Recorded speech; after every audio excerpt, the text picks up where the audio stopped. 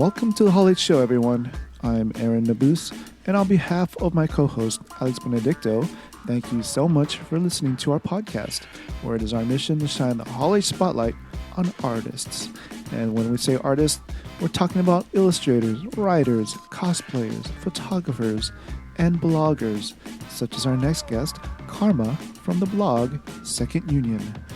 We got a chance to hang out with Karma in the lobby area of the Omni Hotel in downtown San Diego on Tuesday, the day before San Diego Comic-Con 2017 preview night. I was initially going to work on this episode after SDCC, since we will be doing a few more episodes throughout the next few days, hopefully with a few comic book creators, content creators, con-goers, and SDCC Fit family. But what the heck, I'm so excited for Comic-Con to start, and I just can't sleep. This episode, we learned what Karma was like when she was younger, that she likes horror movies, she is a Bruce Lee fan, and she also shares a regret she has concerning a past incident at San Diego Comic-Con, which is actually quite a funny story. Karma also tells us about her blog, Second Union, which was founded by Jeff Andrews. I was also pleasantly surprised to find out that she's a graphic designer just like me. We enjoyed our time with her, and we are looking forward to seeing what Second Union does next. Now, on to the show.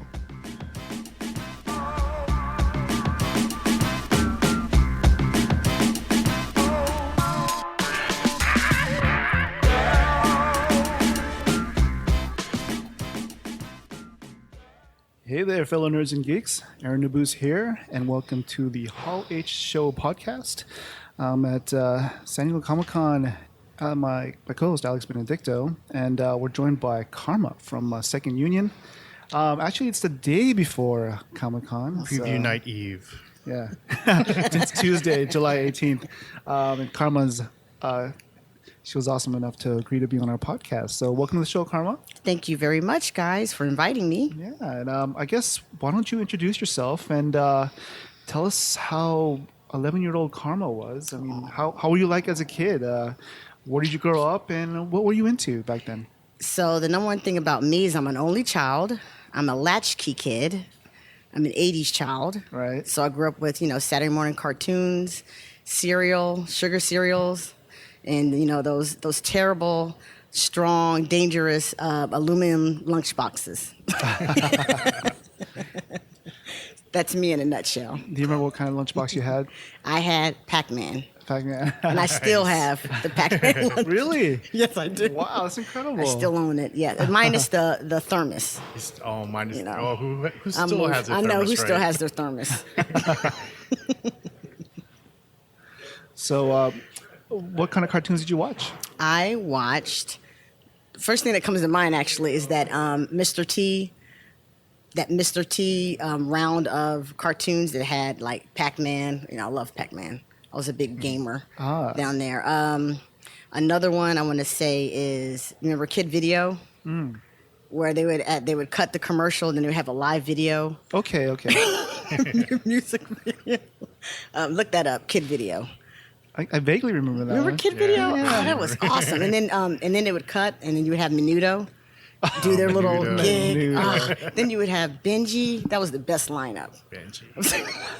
You remember? Benji. I remember going to the zoo and he'd have a little show over at the San The Diego real Zoo. Benji? I don't know if it was a real Benji, but they said it was Benji. Yep. So that's me. And where did you grow up? I'm from Philly, From Philly. Philadelphia. Yep. Born and raised, West Philly. Of course, home of Philly cheesesteaks. Ultimate questions. Geno's or Pat's? Neither. It's a little corner store. Oh, there you go. Go to That's the a corner real- stores. That's a real Philadelphian, right? When they say neither. Only the tourists answer that one right. Geno's. Come on. I got to get you up in Philly. So how did you Only end been up? to Pat's. How did you end up in Atlanta? In Atlanta, I moved here in '82 with my mother. And in Atlanta, we were in an area that's called Buckhead. I went to a performing arts middle school, and then I played clarinet.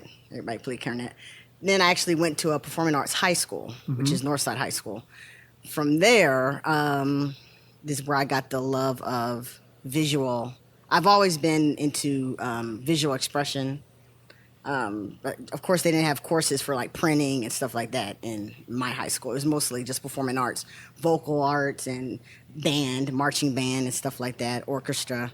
It was still some form of art, though, drama or something like that. And so that's basically all the way through high school. College, I went to the Art Institute of Atlanta. Oh, wow. Studied graphic design. Commercial arts is what they call it, back in the 90s. Fellow graphic designer. Okay. 1996 in Atlanta, we had the Olympics. So that was a big time to be, trying to find yourself coming out of college and looking for any type of work. I worked with Coca-Cola, got a cool gig with that. Everybody wanted to work with Coca-Cola in Atlanta. Chick-fil-A. Closed on Sundays. Either one of those, That's right. when you wanted Chick-fil-A, and it's closed on Oh, Sundays. yeah. So that's me through college, Art Institute of Atlanta. And, from there, the rest is history. I've always been a freelance graphic designer. I worked for a printing firm. Mm-hmm. To keep my position, it transitioned to internet service. Okay. So now I use my right brain and my left brain. Oh, yeah, I feel you. But there's always been that little inner geek inside of me that whole time that I've always held on and cherished. I've always been a kid at heart. I love to travel. I love all types of, interesting entertainment things, just anything, especially with pop culture. Oh, yeah. And music. I was highly, and especially being from Philly, highly influenced by music and performing arts. That was instilled with me from my mother and my father. So that Philly sound, Oh, yeah? I can hear it now. So if you were to recommend some type of music that had the Philly sound, what would it be? I know this is going to sound cheesy, but Hall & Oates. Oh, I love Hall & Oates. I love Daryl Hall's show, Live at Daryl's yes. house. Yeah, it's an awesome show. I can hear it now. Sarah Smile. Oh, yeah, there you go. That's the Philly sound. Okay. That's what I would say, yeah. Oh, cool. Saturday Night Fever soundtrack. My number 2 favorite movie. Now I'm going to have that stuck in my head. So what kind of fandoms are you into now? So now, let's see. I'm a big horror movie fan, always, even since I was younger, which is kind of, my mother never questioned it. I wanted to go see, my first horror movie I had to say was Cujo, and that's my favorite That's scary. horror film. And I went, and then I tricked my grandmother. I felt so bad. I was only maybe, 10? 11, and I wanted to see Cujo, and she said, "Well, what's the movie about?" And I'm like, "Oh, it's about a dog. It's just about a dog." We get there, and she's like covering her eyes. Oh my gosh. It was I felt so bad, but I love Stephen King. Always loved Stephen King. Anything, and just Cujo was just it. That was just when I saw that, and then Jaws, and my mother would take me to see everything. Anything I wanted to see, she had no problem. Which you would kind of think, like, why are you taking your 10-year-old to go see, like, Scanners? That was another movie. Oh, Scanners? Oh. She took me to go see The Shining. Right? It's Michael Ironside? Yep. Yeah. The Shining. Oh, wow. Wow. I loved it. Stanley Kubrick. Right. Loved it. I had no problem sleeping. I remember watching The Exorcist. She put me in front of the TV with dinner, and I'm watching The Exorcist. So I would say horror movies is it. Then from TV, from old Godzilla films, Oh, yeah. from old monster movies on Sundays. Because remember, I was a latchkey kid. Right. I was an only child. Did not have really cousins. My mother didn't have, siblings, older siblings, for me to have cousins or anything. So that was it for me. That was my entertainment was, unfortunately, television. But it was good times. I think I turned out okay. I'm not, So far, so good. We're not scared here. Stephen King is doing well, right? He's even representing here in Comic-Con. Although, like, the It one, the It movie, it's kind of scary. Did you read that book? I didn't read it, no. Man, it's probably no, I don't think it's too late. It'll work now. You have to read the book because it's totally different from like the miniseries. It couldn't touch that much of what that book is. Okay. That It book was like this. Usually that's how it works, isn't it? Oh my God, man, that movie, that book is frightening to this day. Wow. And some people say that Stephen King writes really simple, but that's good enough for me because I'm not that good of a reader comprehension. Is Okay. really not my forte. So his style of writing was easy for me to understand and to visualize. Well, Ernest Hemingway had a simple way of writing as well. Mm-hmm. So, and I enjoy his books. Yes, I agree. Yeah. I guess. I mean, you're part of this blog called Second Union. You want to Yes. tell us about Second Union? When did you start it? Why did you start it? Mm-hmm. And who else runs it with you? So it was actually started from a colleague of mine whose name is Jeff. And Jeff Andrews, we actually met each other from a forum, graphic design forum from, I don't know if you're familiar with How Magazine. Yes. They used to have a forum back in the mid 2000s, and he was a part of that forum. And from that, he's done a lot of passion projects out of the love of graphic design. He had sugar frosted goodness. He's going to kill me for messing that up. But it was about illustrators. He interviewed a lot of illustrators and creatives. Nice. From that, so he always had something going on. So from us being online friends, grew, and we're a pretty tight community form. We've always been together for all this time since the mid 2000s. We would meet each other in conferences that moved around the country, and that's the only time that we actually met, unless we locally have our little we call ourselves Howies. So a group of us stayed in communication because it's a way for us to have like a water, what do they call it? Like a water cooler conversation in office, because most of us were freelance, worked from home, or we were in-house. Okay. There's no one else to talk to if you're the only graphic designer of your company. Got it. So that was what our community was. With him, he saw that I had a passion for conventions. He noticed that, I would go to a lot of conventions. I love to go to like international conventions, somewhere that I don't know the language, just to get in there to see what's there.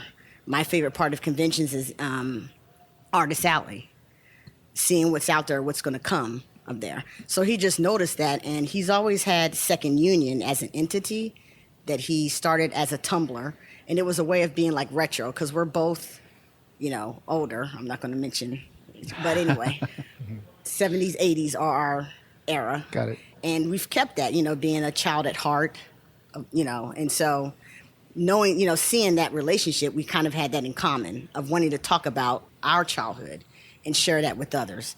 So Second Union is that platform for us to do that. It's an entertainment media website. He asked me if I would be a part of it and be the convention part of it, talk about what goes on when I go to conventions. Okay. And to kind of share that experience and, the preps and what do you do, what do you see there, that kind of thing. Because, there's an audience for everybody. All right. And people like to talk about that kind of stuff. So I was like, oh, sure, I would want to do it. His initial idea was to transform it into a podcast eventually. Okay. So that is our goal. I want to say that it's only a year. It's maybe a year, 2 months old. Oh. But from what the reaction from it, from the community of podcasters, has been so open and friendly. And even though we're not a podcast yet, they still see that we have that passion, of that drive of wanting to become something. And they see that we're taking it seriously. Because that's one thing, is it's hard to find someone that's just as passionate as you about something, especially if it's your idea. Right. Because that is his idea that he's just brought me into. And it is really hard to find somebody that grabs on with it too and goes with it, and it's just as active, as you two. We have about 8 other contributors, active contributors with it, that create original content. I'm not a writer, but I can talk as much as I want about fandom. Okay. If you ask me what is my favorite movie, I can tell you better than I can write about it. But I learned with doing a little bit of writing for Fandom with Kia, they were looking for contributors, and I'm like, I'm not a writer, and they're like, you don't need to be a writer, you just need to know what you're talking about. You can talk about a trailer, anybody can talk about a trailer, a 30-second trailer they've never, you just write what you see, and that's what I did. And I'm like, oh, I guess I can do this, and that's what I did. So I take on that, try to do some original content with the website. I've noticed what other media sites do. You know, like the big ones, Collider, Entertainment Weekly. You see what they do. Yeah. You know, they got professional writers that can write in seconds. And I'm like, well, how are they getting the news first? And you research that. And you know what all they do is contact the media PR. And so that's what I did. And to my shock, media PR replies to me. And I'm like, wow, maybe I can do this. If you just ask, you just can't be afraid to ask. Exactly. And it was just amazing. So that's what we've been doing for this whole year and a half. And it's actually been pretty sweet. You know, this is our first time being approved as press. My first time as press for a convention, an anime convention in Atlanta that's called MomoCon. I went as press. And when I tell you, when I went in that media room, it was addictive. When you see the strobe light, people are watching you in that media room because I was doing an unboxing video. Oh, okay. And I was like, this is sweet. I had the action of the convention behind me and the lights. And then I had my side, my friend RJ, who does the unboxing videos with me. Okay. And we were like, wow, I want to do this again. You know, this is fun for me. So that's where second unit is actually becoming something now. And I believe it looks really good. And that's thanks to Jeff Andrews. He's a graphic designer, also illustrator. What's up, Jeff? What's up, Jeff? With the branding is always important. That's what people see first. That's what they recognize. That's what they remember. And because being graphic designers, we know that. You know that too, Aaron. The creative process, and when you go from A to production, from concept to production, and it looks good, if I can say so myself. Your stuff looks tight. Yeah, thank you. So that's second union. So what are some of your challenges, you know, in terms of like balancing work, personal life, and work on the blog? Yep, because this is a passion project. I'm fortunate enough to work from home, so I'm in front of a computer almost, 20 hours out of, 24 hours a day. I'm in front of a computer on, social media. So that part kind of becomes easy, but when it's hard is getting the content fast, because I like to take my time on stuff, being a creative. Right. I'm the type that likes to there are some creatives out there that can whip it out like that. That's a challenge for me, is getting it together. Jeff is better than I am with that, with getting these articles created and boom, and having them look good, because we're stickler about the look, because we're visual artists. Right. We're just not going to get a press release that's just all Courier font. We have to have it look good. That's important to us. So that's a challenge with that, is balancing making it look good, having the time to do that, within doing your other stuff. Because I'm so excited about what I see and what I want to share that I don't have time to really spend that much. But I just take, you don't have to rush. Somebody's already put it out there. Just take your time and make it look like what you want to look and what you want to feed it to. And my husband doesn't get it. I still don't even think he gets Comic-Con. So, he just goes with the flow. Karma's just, she's just doing her. Right. She's just being her.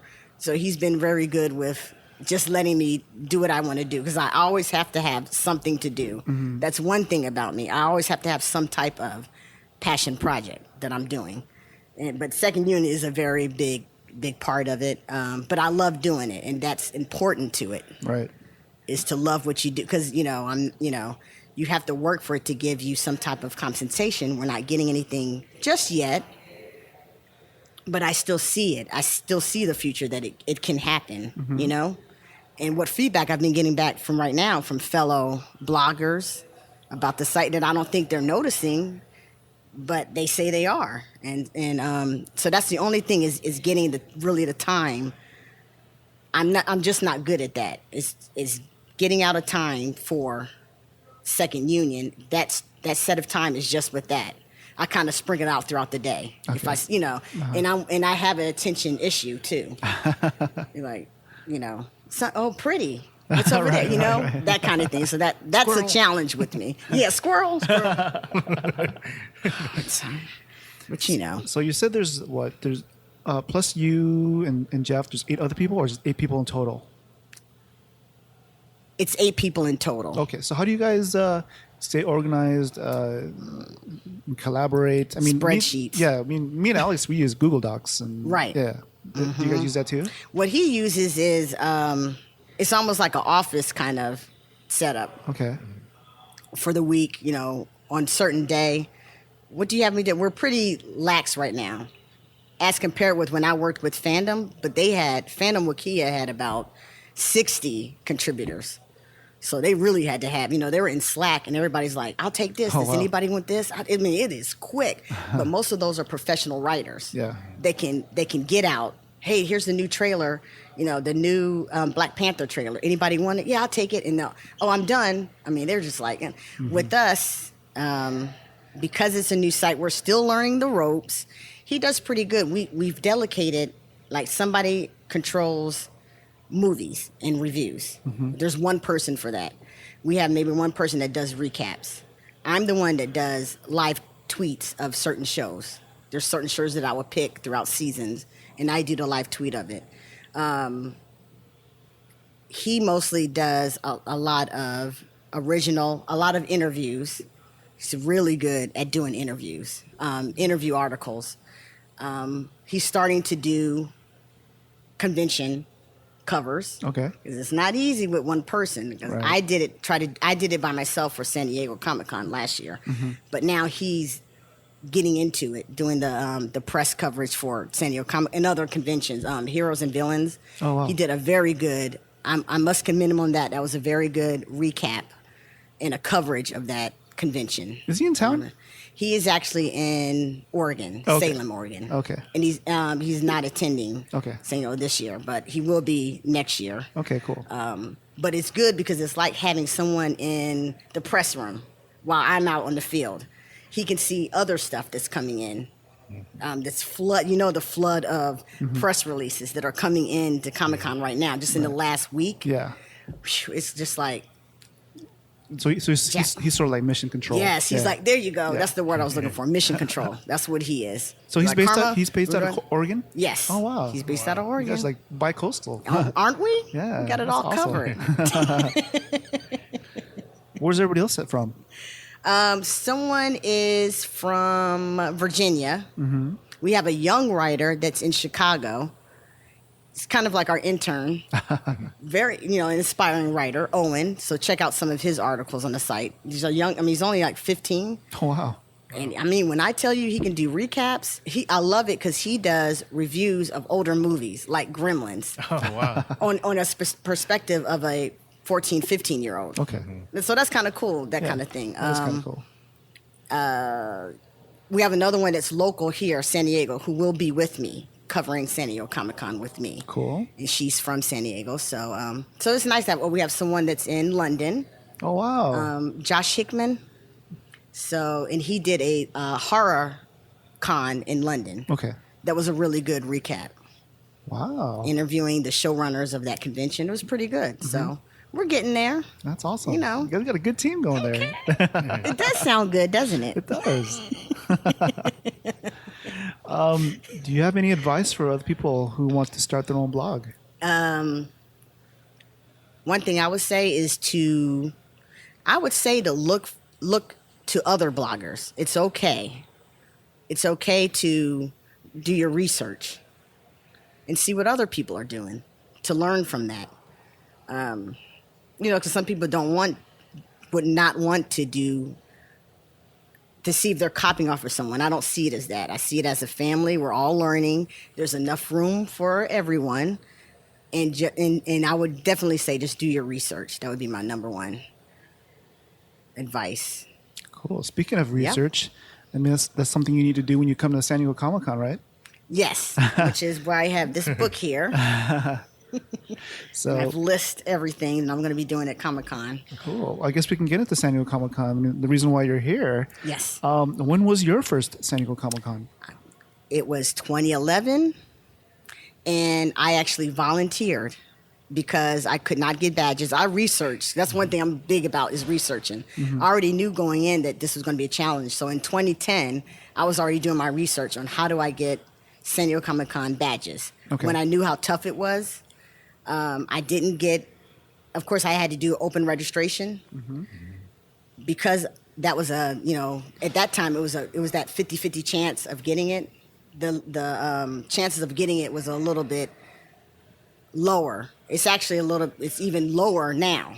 And in 2011, it was, pretty low. Right. So because I knew, I'm like, oh, I'm not going to do it. So I said, why don't I just volunteer? Because I love to volunteer for conventions. That's what started me. I volunteered for Wizard World Atlanta in 2008, 2009. So I was like, why not I just volunteer for San Diego Comic-Con? You don't have to be local. So I volunteered. I said, hey, can I volunteer on preview night? Because they kept saying new volunteers cannot do preview night. Let's see. Can I volunteer? The lady was like, yes, you sure can. I got my assignment. I volunteered all 4 days plus preview night. And that's how I started. Oh, wow. The second year in 2011 is when I did my first open registration as a team. I had my team. There was like 4 of us. We got in there. We all got what we wanted.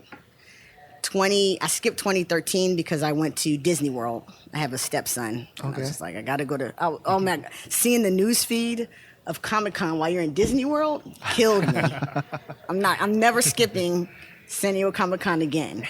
So 2014, I applied as a professional, as a publication artist, because I did a lot of illustration work for magazines, for zines. Okay. And I used that as my credential. I submitted it, and San Diego Comic-Con said, yes, you're a creative professional. Oh, wow. That's what started that. And what's interesting is now I've moved to press. I didn't apply as press because I'm still creative professional.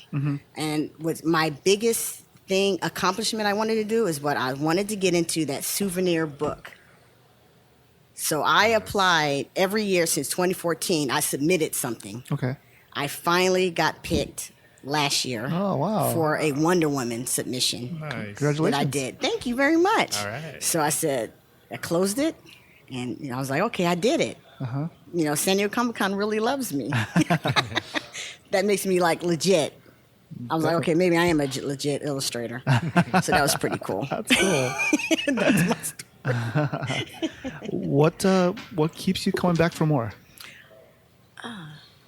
Because I'm such a pop culture geek, I can't quit it.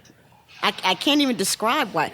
My husband asked me the same thing. Why do you keep going back? Because there's always something different. It always has a different feeling. I'm thinking it's going to be the same, but every year there's something that surprises me with San Diego Comic-Con. It's just a special place. I've met so many friends. I want to see them, and that's my only time that I can see them is, at San Diego Comic-Con. I feel like I have to. It's almost like I have to. It's a part of me now, and I just have to do it. It seemed like, and I'm one of those people that don't want to miss anything too. I must have missed that. I just don't want to miss anything. That's the truth. Do you have any favorite memories that you could share from past San Diego Comic-Con? I have a regret. Okay. This is like confession. So I'm a little selfish being an only child. Last year, I had a hot dog. I was in the convention center on my way back to the hotel, and I had the opportunity to talk to Ian Zurich, Sharknado. Oh, yeah. He was standing, and it was almost as if he was asking me to come talk to me, take a picture with me, and I just walked right past him. He even said something. He said, "Ooh, that looks good. Can I have some?" I was just like, "No." It was an opportunity. Right. Why as you can see, it still affected me because I'm still talking about it. That's my only regret. Why didn't I talk to him? Well, hopefully you get another chance because I think... they have a Sharknado 5, right? yeah. party. Yep, he's here. Yeah. Please give me another chance, Ion. I'm so sorry. Was he your favorite character on 90210? I didn't watch 90210. Oh, okay.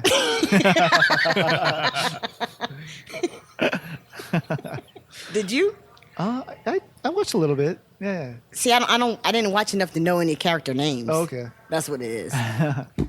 What are you hoping to accomplish here at this year's Comic-Con as a fan and both as a content creator? Right? Oh, I know. As press, I've taken it more seriously. As press, even though I'm here as a creative professional, I'm still going to cover for Second Union. And what I've learned is, like I said earlier, don't be afraid to ask. So you know how there's these activations, like the Tick Takeover, the Blade Runner experience. So I said, hey, I'm press, right? So why can't I contact them to see if there's something that's called press review? So I can bypass the lines and I can take my time and take pictures for our followers and share it and make an article. So I contacted a few PR people and they just responded, oh, sure, we have a press. So I'm excited about that. It's covering some of the offsites and getting close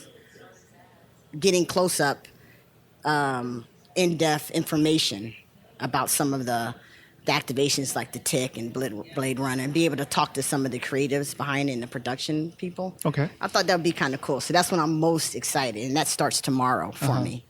So what about as a fan? What are you looking for? Okay, so as a fan, so I at home I have a group of friends that are diehard DC people. Okay.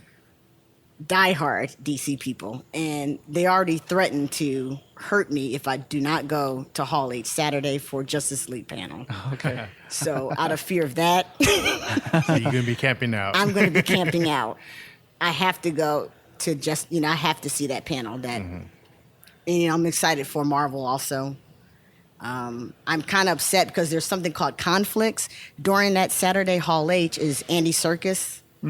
He's having a signing at 10 o'clock. And I love him. He's like my number one favorite actor. Did you see that little conflicts? That little, I think it was on he was on that show on Stephen Colbert show. Yes, yeah. Where he did he read tweets. Yeah. Did you see that one? Donald Trump's tweets as Golem. That was funny. I love him. He's so cool. So if either one of you go to that booth, can you hook me up? We'll see. We have a pretty packed schedule too. Yeah. I need more people. Jump out of a DC booth and was it Jason Inman who does DC All Access on YouTube? He's going to be on there. So your friends are probably familiar with him too. I'm sure. If they're diehard. Yeah, diehard. Yes. DC fans. So I'm going for them. It'll be cool. So I'm doing it for friends. So see, I'm not so selfish. All right. What are 3 basic tips you would give to a first timer at San Diego Comic-Con? Let's see, the first tips. My number one is research. Research how to prep. If you're trying to get ready for next year, start now. Start now. Number 2, SDCC Fit. Get in those steps. You're jumping ahead. I was going to ask you about that. I'm sorry. That's part of it. That's the important part. Yep. I mean, you feel it. What do they call this? They say the saying is Leonard from Englishman SDCC. He said, I saw his Instagram where he said, "Con is my," what did he say? Is it "Con is my exercise" or "Con is my something"? I'm not sure. It was like, I think I saw it was on the shirt, right? yeah, it was on the shirt. It was like, "Con is my cardio." That's what it is. Okay. Con is my, which is true, isn't it? Right. So that's number 2. And then number 3, what do I say?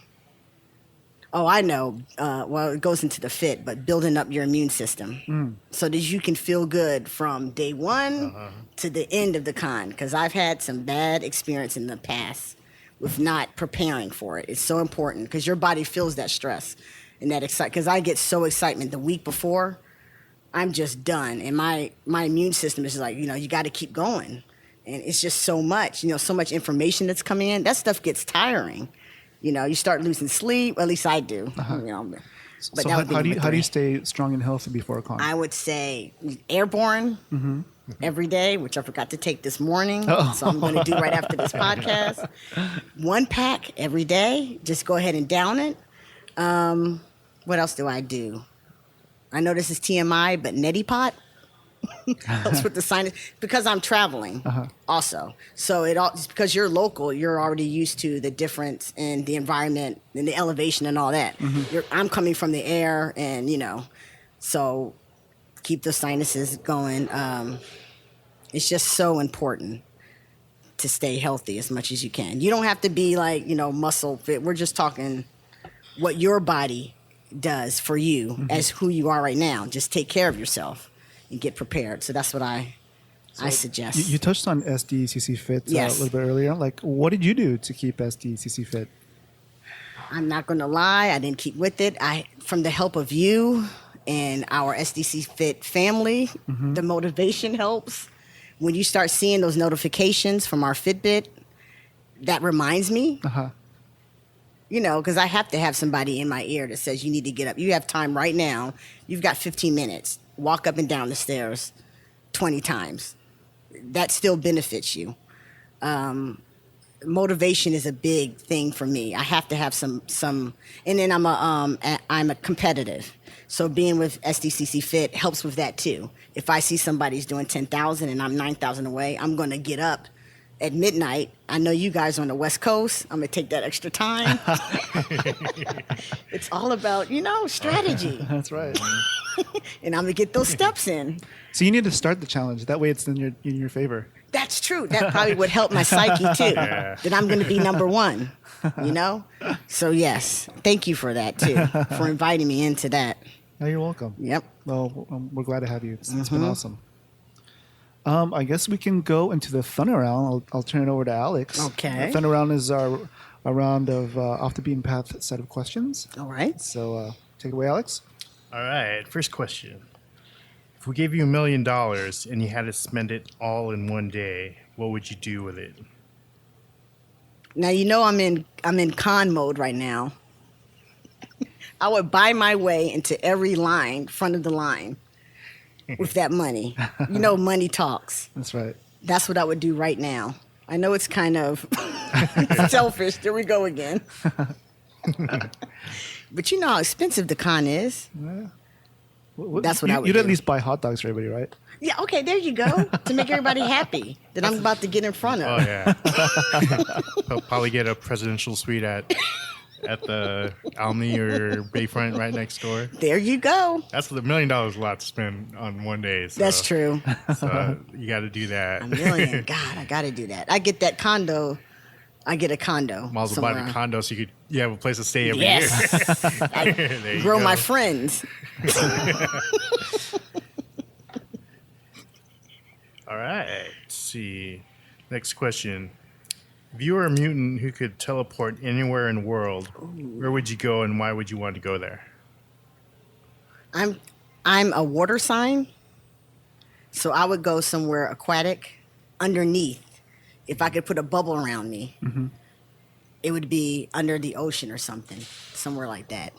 Like almost an Aquaman power. There you go. There you go. Aquaman. That's where I was coming.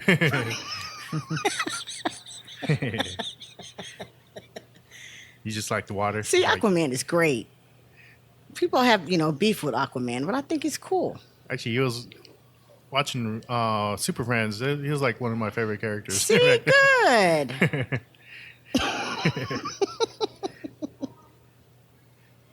It's like you like the ocean and everything? Yes. That way. Okay. I like to be surrounded by water. Yes, indeed. Well, Atlanta has a real nice aquarium.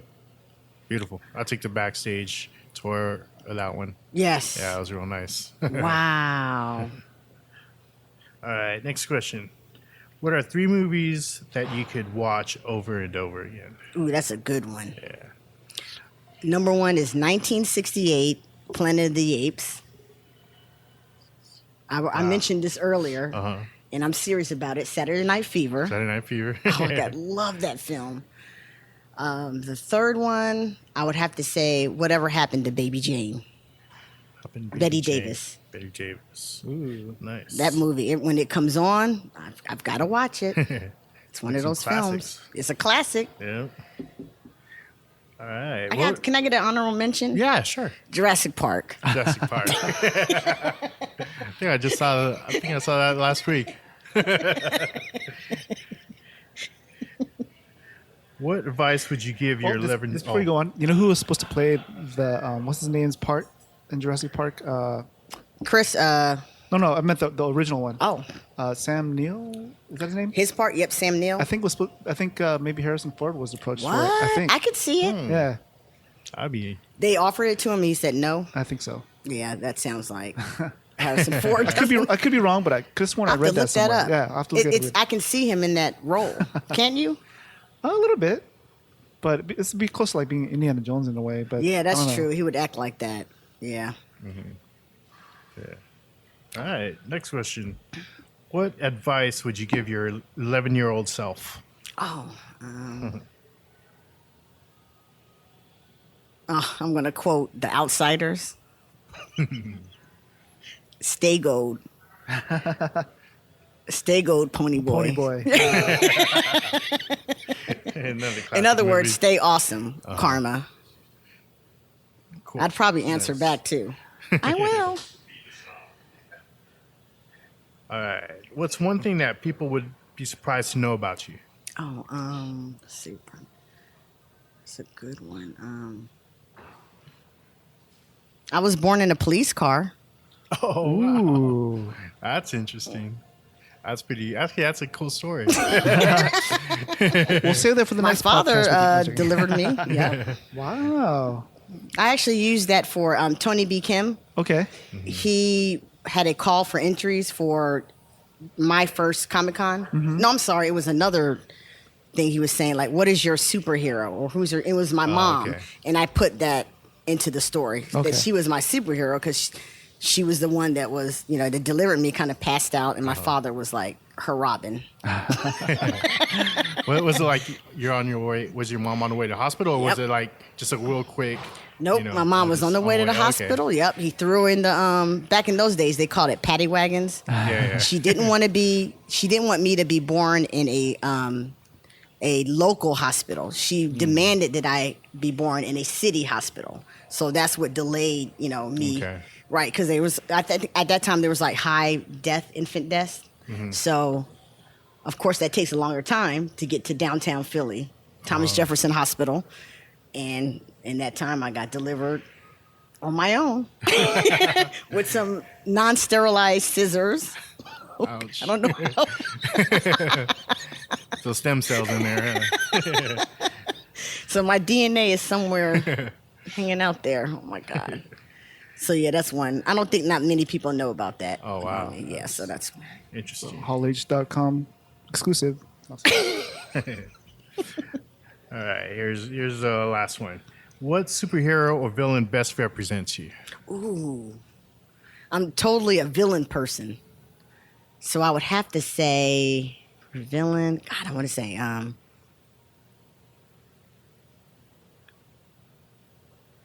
because I finished watching She-Ra. What was that one girl's name? That evil.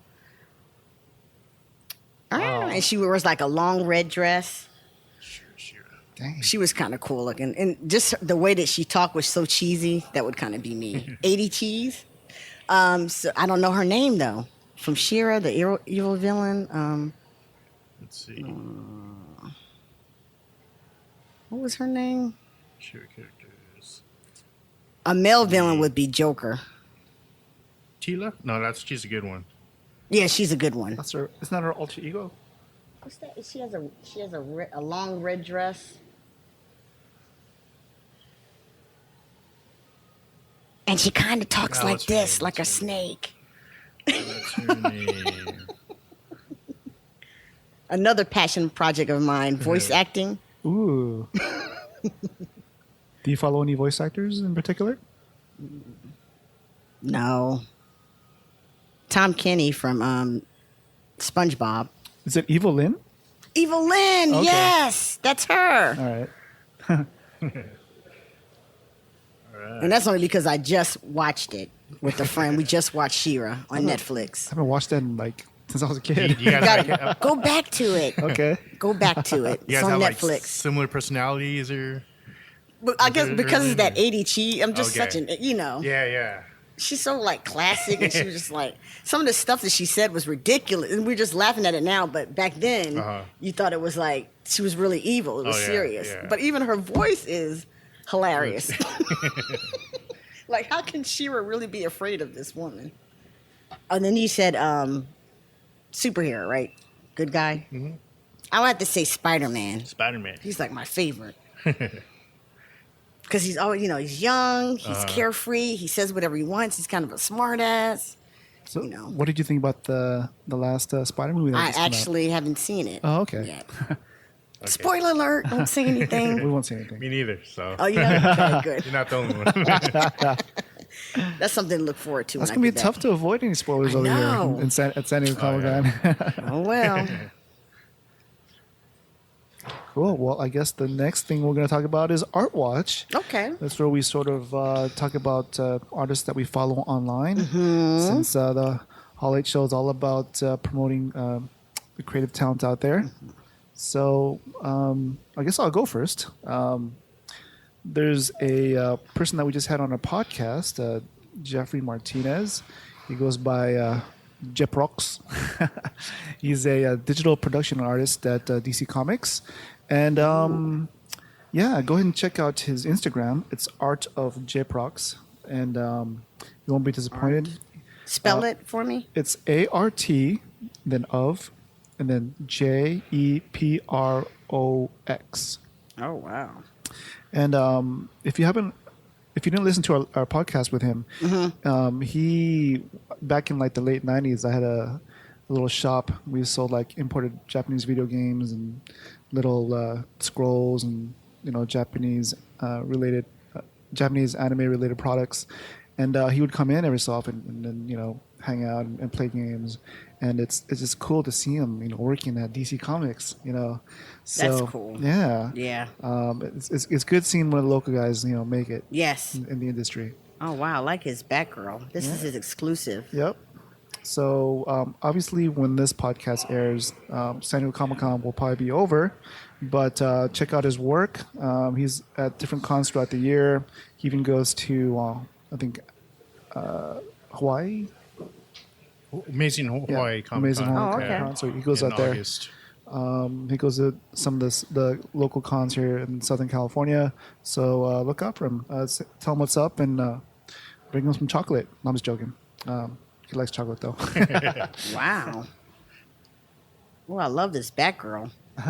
Yeah, he did this thing called, what did he call it? Like DC Sirens or something like that. So he has different variations of Batgirl. Wonder Woman. Yeah, I like his Wonder Poison Woman. Ivy and the whole slew of like DC female characters. But his style is like East meets West, because he was born in Japan or grew up in Japan, and then he came to the States. So he has that sort of love for Eastern art, but he's combining it with sort of Western art, like comic art. So you can sort of see it in his artwork. Mm-hmm. Yes, you can. How about you, Alex? It's probably someone we've pushed before, Keith Jones, just because he's coming out with his third issue of his creator-owned Power Nights.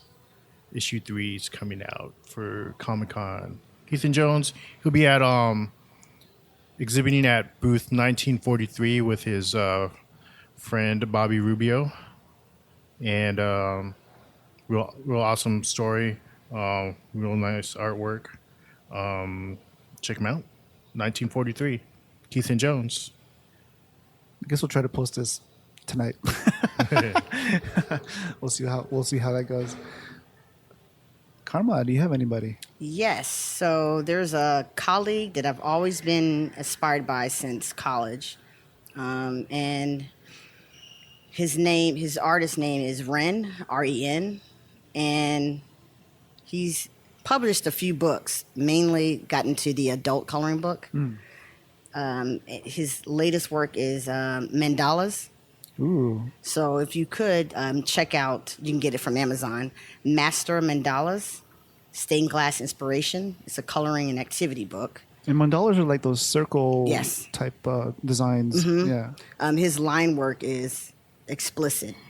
Oh, okay. You can also follow his other collection, which is RenReN collection, to see what else he's doing. He always has projects going on. Very meticulous on his line work. Very impressive line work. So that's one thing that I would check, because you know how intricate mandalas are. So imagine that, doing that hand from pen to paper type. So check that out if you can. And it's an actual good, if you're camping out Hall H, activity to do, which I just learned from my roommate. Oh, wow. Those adult coloring books, Hall H. That's another tip. There we go. Tip from Second Union. I guess we can sort of flash forward and talk about what you have planned after San Diego Comic-Con. What's next for Second Union? What are the plans for the rest of the year? What are the cons are you going to? And Yes. like you talked about a podcast. I mean, how's the plan for that going? That's along? something that we're definitely will work on. You know how expensive equipment is, and picking out the right stuff for it. I've never set up a area for a podcast for us, so it's new to both of us.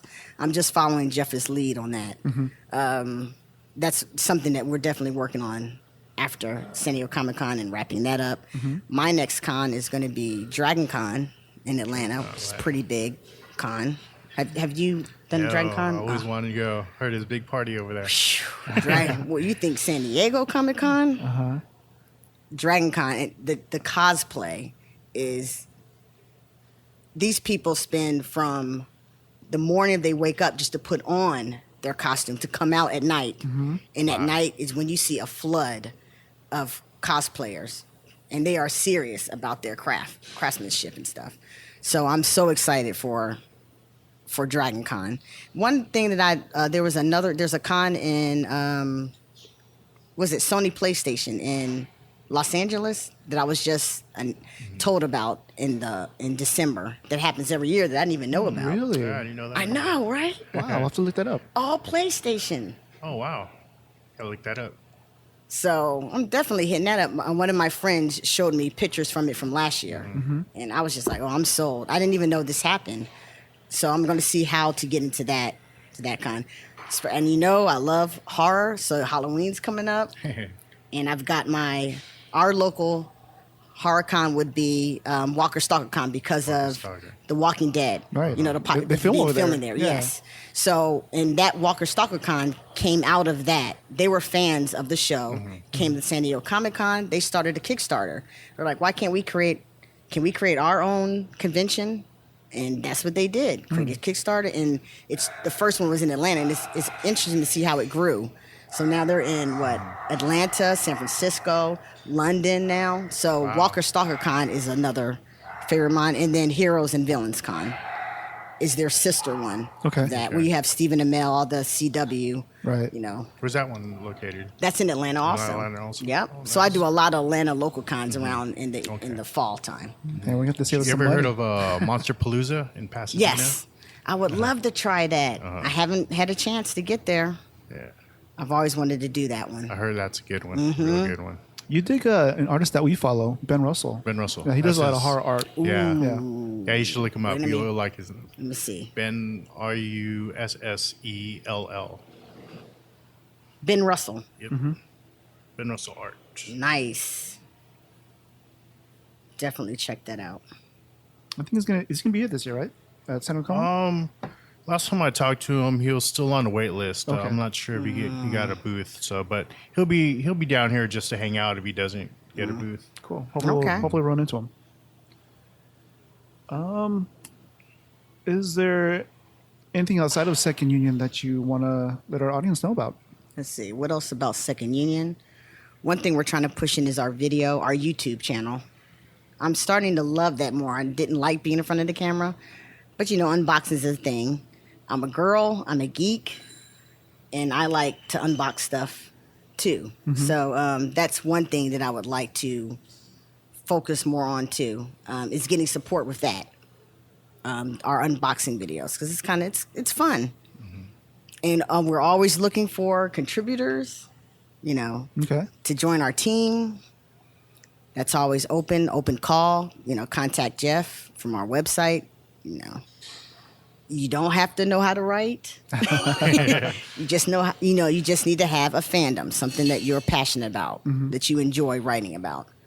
So check out our apparel, because it's kind of cool. We'll definitely do that. Being a fellow graphic designer, I always am curious how other graphic designers found their love for graphic design. Like for me, I didn't find it until later. It wasn't until like I had my own business that I started sort of designing my own stuff, like my ads and all that stuff. So, and I thought, I should probably, pursue this a little bit more, seriously. So I looked up at design school, and I, left the business and went to school. Wow. So, but I had always had like artistic inclinations. Like in high school, I was a photography editor of my high school newspaper. And even as early as like, I remember watching West Side Story. Oh, wow. And like the beginning and end title credits that Saul Bass created. I didn't know it back then, but I was like, whoa, those are pretty cool. So like, when did you know that you wanted to be a graphic designer? It's interesting that you said about Saul Bass, because I used to love motion title graphics. Yeah. Like Seven. Oh, the movie Seven? Yeah. Wow. That was like the game changer, Right. wasn't it? Yeah. For motion graphics. What interesting enough, in 2005, I decided to move to Los Angeles. Oh, I actually wow. lived in Los Angeles for 3 years. Okay. I wanted to design movie posters, Oh, wow. key art. Yeah. So, I'm a researcher, so I researched how do I do that. I looked up all the the key art houses out here, and I just went in and didn't make it, but it was kind of cool to even just get in to interview. Seeing all the key art around in the office, that's intimidating. And I'm like, oh my God, what? Did I really get here?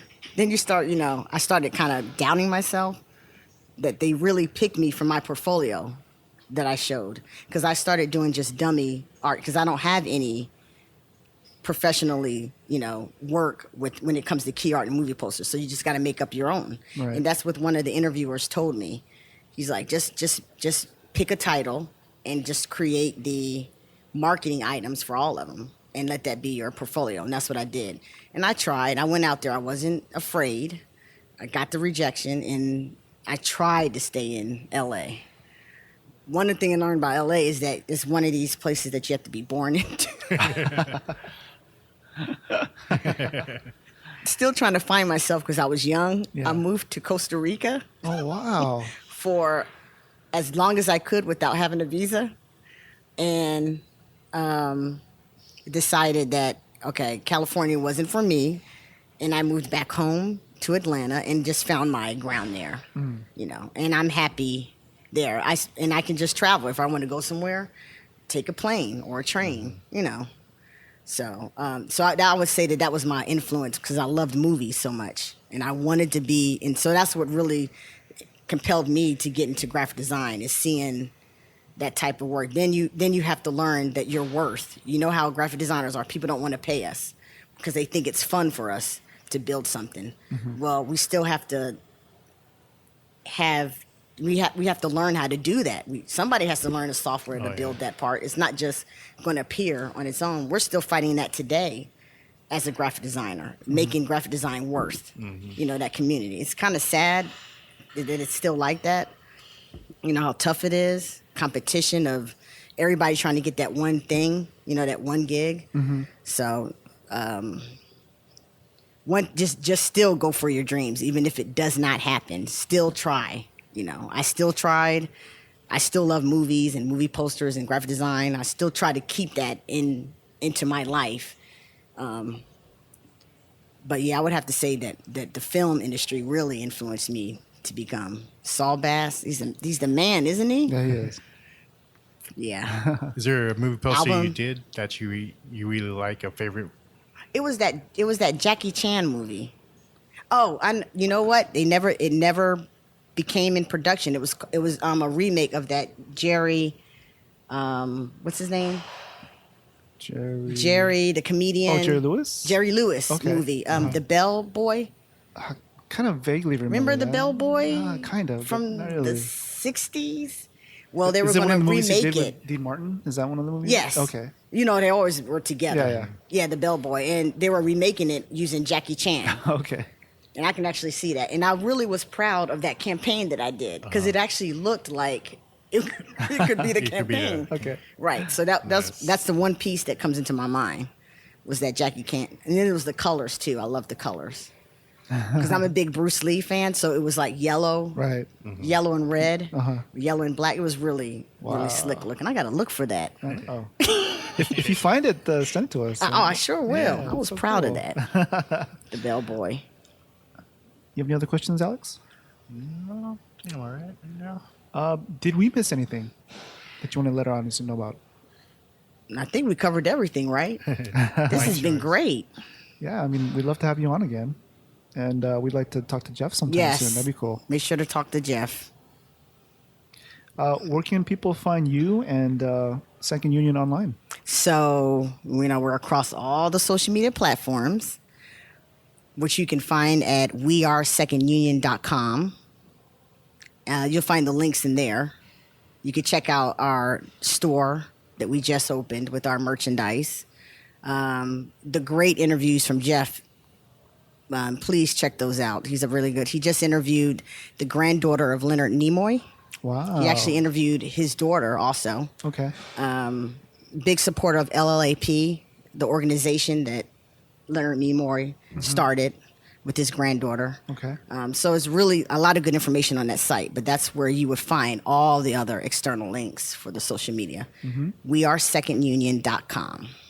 Cool. And hope you have an awesome San Diego Comic-Con. Thank you. It's good to see you and finally meet you. Yes. SDCC Fit. That's right. Speaking of SDCC Fit, we will be doing a podcast with some other SDCC Fit fam on the last day on Sunday. I have to join in. Yeah, you're more than welcome to join us. And Just let me know. yeah. So, all right, guys. To our awesome listeners out there, peace, cheers, and talk to you later. Thank you for listening to the Hall H Show. Our mission is to put the mainstream Hall H spotlight on artists, writers, and other creatives. We especially love emerging talent and people we think deserve more exposure. We all love attending conventions, so please make it a point to visit Artist Alley at all the conventions you plan on going to this year. Show them some love, especially this week at San Diego Comic-Con. Thanks again to Karma for being on the show. We look forward to talking to her again. If you are listening to us on Google Play, iTunes, or Stitcher, we would appreciate a rating and a comment. We are always looking for interesting guests to have on the show. So if you have any suggestions, please reach out to us on social media using the hashtag HallHShow. Are you an artist wanting to promote your Kickstarter campaign for an upcoming project? Let us know. Peace, cheers, and safe travels to San Diego Comic-Con.